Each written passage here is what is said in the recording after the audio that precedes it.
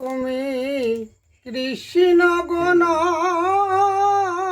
গাওরে পাগেলা হরি গণ গাও কৃষ্ণ গণ গাও ও তুমি কৃষ্ণ গণ গাওরে পাগেলা হরি গণ গাও কৃষ্ণ গণ গাও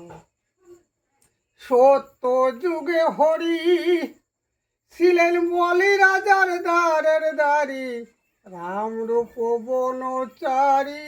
হইলেন তেথায় ও তুমি কৃষ্ণ গণ গাওরে পাগেলা হরি গণ গাও কৃষ্ণ গণ গাও।